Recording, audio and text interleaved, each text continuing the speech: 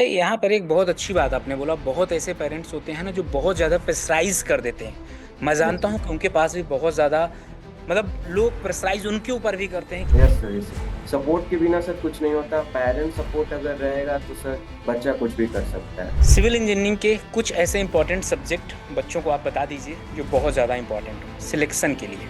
कौन सी ऐसी गलती थी जो आपको बाद में रियलाइज हुई कि मुझे डिप्लोमा और बीटेक के दौरान नहीं करनी चाहिए? सर सबसे पहले तो मैंने ये गलती की कि मैंने अपना प्रिपरेशन, मैंने गोल ही अपना क्लियर नहीं रखा कि मुझे किस फील्ड में जाना है, एसएससी जेई में जाना है या कौन सी फील्ड में जाना है। मेरे फ्रेंड लोगों ने बहुत सारे प्लेटफॉर्म यूज किए हैं, बट मैंने ट्रस्ट किया क्योंकि मैंने सर आपका ही पॉडकास्ट देखा था। तो सर मुझे लगा कि नहीं, एक बार हम सर से जुड़ते हैं। तो फिर सर जब मैं जुड़ा अड्डा से तो फिर मुझे रियलाइज हुआ कि नहीं, ये बेस्ट प्लेटफॉर्म था जिसने मुझे सिलेक्शन में बहुत हेल्प किया है। और मैं बच्चों को यही कहना चाहूंगा कि अगर आप कहीं कोई प्लेटफॉर्म चूज कर रहे हैं तो वो अड्डा को एक बार जरूर ट्राई करें। बहुत बेनिफिट होगा उनको, खास करके इंजीनियरिंग में। हेलो दोस्तों, नमस्कार। स्वागत है आप सभी लोगों का। ये पॉडकास्ट आप सभी बच्चों के लिए बहुत खास, बहुत इंपॉर्टेंट होने वाला है, क्योंकि आज हमारे साथ हैं अमनदीप, जो एसएससी जेईई 2025 में एमईएस हासिल किए हैं, जिनकी रैंक 741 रैंक थी और इनका सेकंड अटेम्प्ट था। आज हम अमनदीप से ये जानने वाले हैं कि क्या स्ट्रेटजी थी, कितने घंटे पढ़ाई करते थे, लाइफ में कौन कौन से हर्डल्स आए, उसको ओवरकम कैसे किए, और वो इंपॉर्टेंट सब्जेक्ट कौन कौन से थे। तो फर्स्ट ऑफ ऑल स्वागत है अमनदीप आपका। Thank you sir. कैसा फील हो रहा भाई? सर बहुत अच्छा फील हो रहा है सर। कोई भी एग्जाम, कोई भी स्टूडेंट जब क्रैक करता है तो सर वो स्टूडेंट से ज़्यादा बेहतर कोई नहीं समझ सकता है, क्योंकि सर वो काफ़ी मेहनत कर कर और काफ़ी कुछ झेल कर आता है इस मुकाम पर। तो सर काफ़ी अच्छा लग रहा है। तो अमनदीप, थोड़ा सा आप अपनी जर्नी के बारे में बताइए बच्चों की, आपकी जर्नी कैसे थी?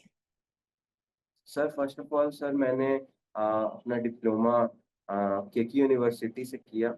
उसके बाद सर मैंने अपना बीटेक लैटरल एंट्री से आईआईटी बीएचयू बनारस से मैंने उसको किया। अ, उसके बाद सर मैंने फर्स्ट अटेम्प्ट अपना 24 में दिया। उसमें मैंने प्री मेरा सर वो निकला, बट सर मेंस नहीं निकल पाया। तो फिर सर मैंने गेट का प्रिपरेशन आगे कंटिन्यू किया, बट उसी वक्त सर मेरे फ्रेंड लोगों ने बताया कि फिर से तुम एसएससी जेई का प्रिपरेशन करो, और इसमें सबसे बड़ा मेजर रोल मेरे पेरेंट्स ने प्ले किया। मेरे पापा ने बोला कि नहीं, एसएससी जेई तुम्हारे लिए बेस्ट रहेगा, तुम ट्राई करो, क्योंकि अभी तुम रॉ हो, अभी आगे जाके और तुम्हें अच्छा मुकाम मिलेगा, मगर पहले ये करो। तो फिर सर मैंने अपना सेकेंड अटेम्प्ट 25 में दिया, और वहाँ सर मेरा सिलेक्शन एमईएस में। ओके। क्या कभी इस प्रिपरेशन के दौरान आपको डर लगा कि यार सिलेक्शन नहीं होगा, और अगर सिलेक्शन नहीं होगा तो क्या होगा लाइफ में? यस सर, डर तो काफी लगा सर कि अगर सिलेक्शन नहीं हुआ, मेरा मेहनत, क्योंकि सर मैंने पिछला अटेम्प्ट दे रखा था। पिछला अटेम्प्ट में सर वो फेल्यूर मैंने झेल रखा था। तो सर मैंने मतलब कि अंदर से डर था, बट एक कॉन्फिडेंस था सर मेरे अंदर कि हाँ, हो जाएगा, मैं कर लूंगा। तो सर वही कॉन्फिडेंस को मैंने जब अपने आप पे रखा तो सर हो पाया। अगर कॉन्फिडेंस नहीं रख पाता तो फिर शायद इस बार भी मैं नहीं कर पाता। तो अमनदीप, ये कॉन्फिडेंस आपके अंदर कहाँ से आया? पढ़ाई करके आया या कैसे आया है कॉन्फिडेंस? क्योंकि बहुत ऐसे सर बच्चे होते हैं ना जो तैयारी तो करते हैं, लेकिन उनके अंदर कहीं ना कहीं कॉन्फिडेंस ही नहीं रहता। उनको लगता है पता नहीं सिलेक्शन होगा कि नहीं होगा, या उनके चारों तरफ निगेटिविटी बहुत ज्यादा होती है। ये वजह से कहीं ना कहीं मेहनत तो बहुत करते हैं, लेकिन सिलेक्शन से दूर हो जाते हैं। आप इसको किस तरीके से मैनेज किए? Yes sir. पहले तो ये सर, मैंने फर्स्ट अटेम्प्ट जब दिया तो सिर्फ सेल्फ स्टडी से दिया। फिर मुझे पता चला अड्डा के बारे में। अड्डा जब मैंने वो ज्वाइन किया सर, तो उसमें टीचर जो मतलब कि वो मुझे सिखा रहे थे, उनके नोट्स बहुत यूज़फुल थे मेरे लिए।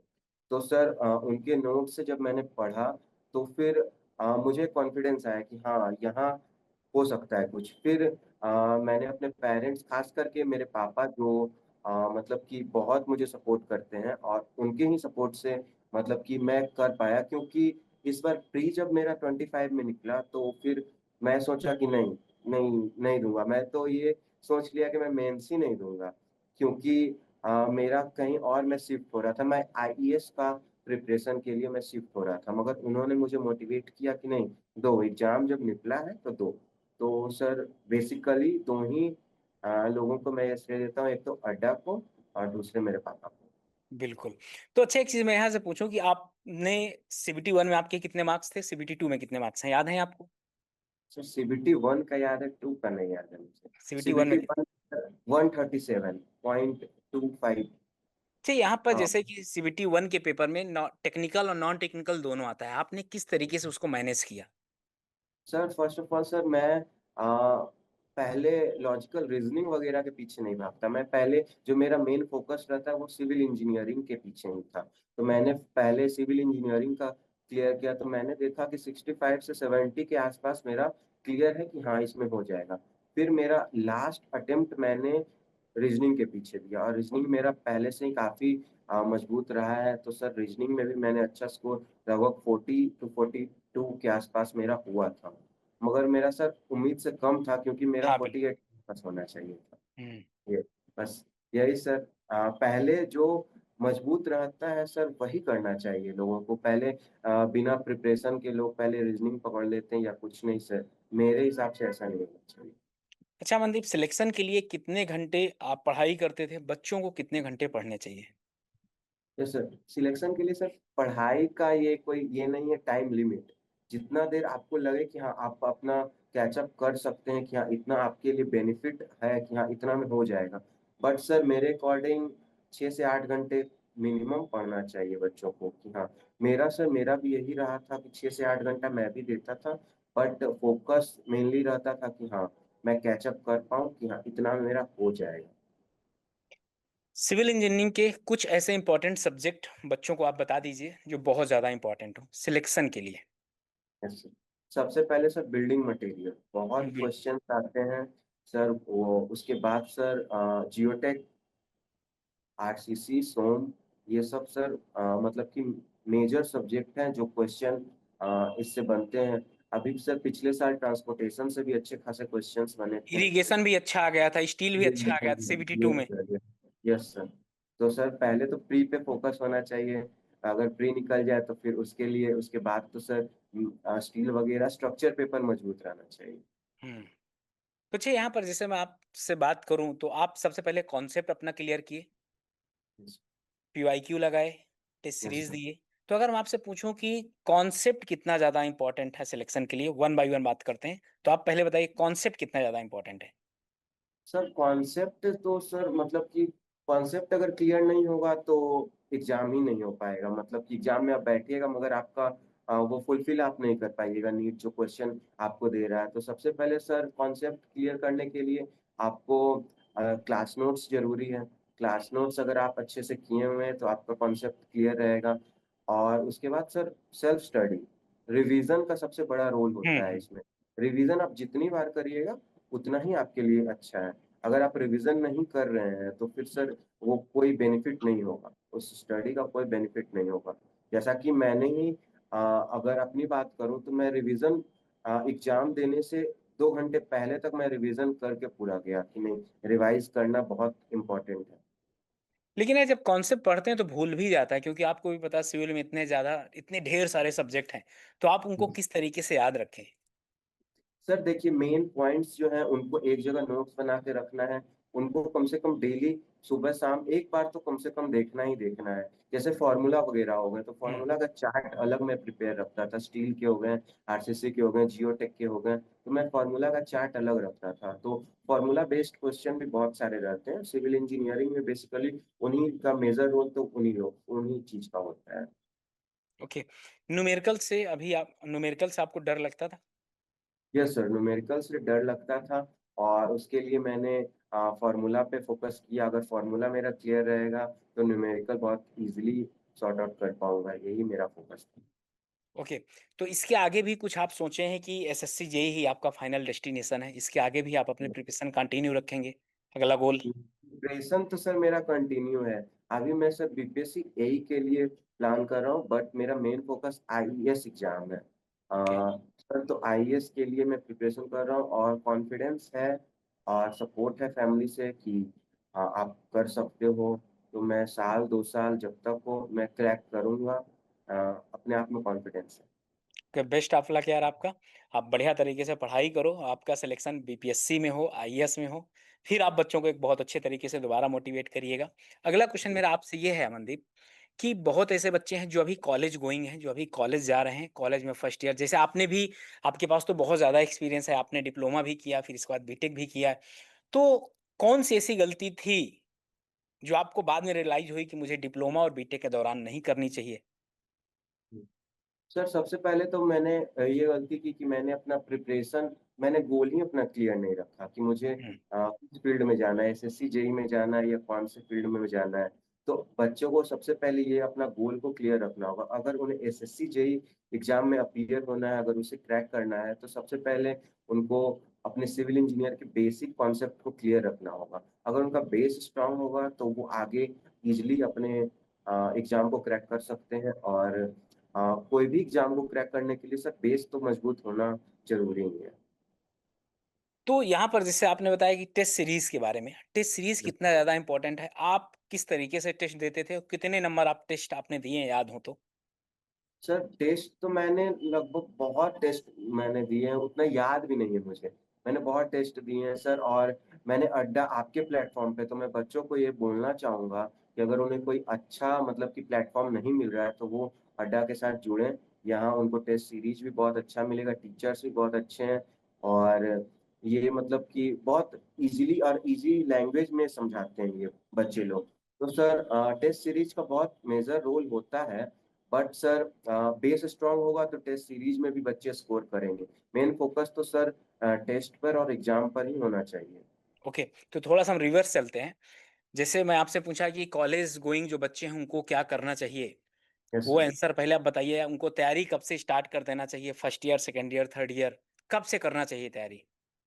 देखिए सर फर्स्ट ईयर तो सर बच्चे लोगों को समझने में ही चला जाता है, तो मैं हुँ, तो यही उनको सजेशन दूँगा कि सेकंड ईयर से अगर आप अगर करना चाहें तो अगर आप बीटेक हैं, बीटेक पे अगर आप करना चाहेंगे तो फर्स्ट ईयर से आप कर सकते हैं। अगर आप डिप्लोमा कर रहे हैं तो आप सेकंड ईयर से उसके पीछे लग जाइए। अगर आपको एग्ज़ाम फर्स्ट अटेम्प्ट में या सेकंड अटेम्प्ट में क्लियर करना है तो। और इसके लिए सबसे बड़ा है कि आप अपना बेस को स्ट्रॉन्ग रखिए और उन पेपर पे फ़ोकस करिए जो जैसे कि 13 सब्जेक्ट होते हैं सर, तो सब पेपर पे अगर फ़ोकस रहेगा स्टार्टिंग से, तो आगे चल के प्रॉब्लम नहीं होगा कि एक-एक पेपर को अलग करके पढ़ना पड़ रहा लेकिन है सब अमनदीप चीज़। ऐसे भी तो कर सकते हैं जिससे जैसे हम जिस सेमेस्टर में हैं, वो सेमेस्टर में जो-जो सब्जेक्ट वहाँ पर चल रहे हैं करंटली में, लेट अस सपोज हुँ, बीएमसी, सर्वेइंग, आरसीसी का फर्स्ट पार्ट, ये तीनों चल रहे हैं, तो हमको पता है मेन कोर सब्जेक्ट हैं, तो 3 सब्जेक्ट साथ-साथ में ही कंप्लीट करते चलें, एक्स्ट्रा कुछ भी नहीं पढ़ना। ये भी तो कर सकते हैं। यस सर ऐसे कर सकते हैं मगर अगर फ़ोकस एग्ज़ाम है तो फिर अगर डिप्लोमा होल्डर है और लैटरल से अगर आए हुए हैं बीटेक में, तो हुँ। सर मैं ये नहीं कहूँगा कि सिर्फ़ वही क्या कहते हैं, करते हुए चलें क्योंकि वो डिप्लोमा में पढ़ चुके हैं ऑलरेडी सारे सब्जेक्ट। तो सर वो रिवीज़न भी करते हुए चलेंगे तो उनको ज़्यादा प्रॉफ़िट होगा इस अच्छा। चीज़ का। अच्छा मनदीप, शॉर्ट नोट्स कैसे बनाएँ? बहुत बच्चे ऐसे हैं कि वो नोट्स बनाना ही नहीं प्रेफ़र करते, उनको लगता है कि बस पीडीएफ निकाल लेंगे, किसी फैकल्टी का पढ़ लेंगे। क्या उससे भी सिलेक्शन पॉसिबल है? सर नोट्स बहुत मेजर रोल प्ले करता है क्योंकि सर जब आप खुद से नोट्स लिखेंगे जैसा कि मैंने किया था नोट्स लिखते टाइम रिकॉल होता है जैसे कि मैंने लेक्चर देखा और नोट्स में बना रहा हूँ तो वो रिकॉल हो रहा है तो सर उसमें बहुत बेनिफिट होता है अगर आप वही पीडीएफ से सिर्फ पढ़ रहे हैं या पीडीएफ देख रहे हैं तो उससे उतना बेनिफिट नहीं होगा जितना नोट से बेनिफिट होगा तो नोट्स सर खुद से बनाना हैंड रिटेन नोट्स वो बहुत बेनिफिट होता है कोई भी एग्जाम कोई भी सिलेक्शन के लिए शॉर्ट नोट्स के बारे में थोड़ा-सा बताइए, आपने शॉर्ट नोट्स बनाए थे, बच्चों को बनाना चाहिए कि नहीं?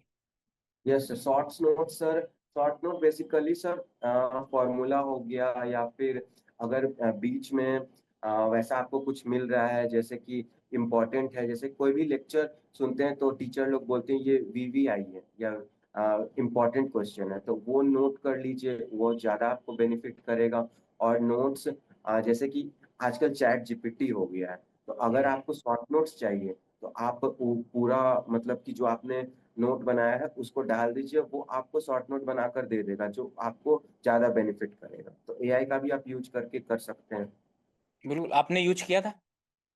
यस सर, उस समय तो उतना नहीं किया उतना बट नहीं आया था, मैंने ये तो अभी 1 साल से ही इतना ज़्यादा बूम कर रहा है। यस सर, म बट मैंने गूगल का यूज़ किया है, बहुत किया है और बेनिफिट भी हुआ है उससे। आज तो बहुत ये हो गया है सर, एआई सब कुछ करके दे रहा है हमें, जो जी। भी नीड होती है वो दे देता है हमें। तो आपकी तरफ से क्या सजेशन रहेगा? बहुत ऐसे बच्चे हैं जिनका एसएससी जेईई 2025 में कुछ बच्चों का तो प्री क्वालीफाई नहीं हुआ, और जिनका प्री क्वालीफाई हो गया, कुछ बच्चे सीबीटी 2 के बाद रुक गए। उनके लिए क्या गाइडेंस है आपके तरफ से कि उनको क्या, कहाँ पर सुधार करें कि 2026 में, चूंकि ह्यूज नंबर ऑफ वैकेंसी आने वाली है, वहां पर उन बच्चों का सिलेक्शन हो जाए? और एक चीज बता दूं, फिर से वो शायद 1 से 2 महीने में वैकेंसी देखने को मिल जाए। जैसे सबसे पहले तो अपना कॉन्फिडेंस लेवल बनाकर रखें।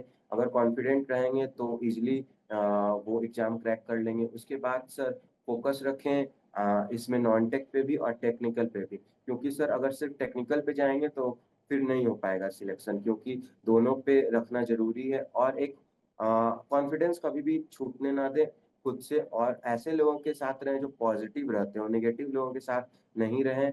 और सपोर्ट इसमें बहुत ज़रूरी है। अगर ये मतलब कि इंटरव्यू या पॉडकास्ट अगर देख रहे हैं पेरेंट्स, तो उनसे यही है कि अपने बच्चों को मतलब कि उस पॉज़िटिव वाइब दें कि हाँ, आप कर सकते हो।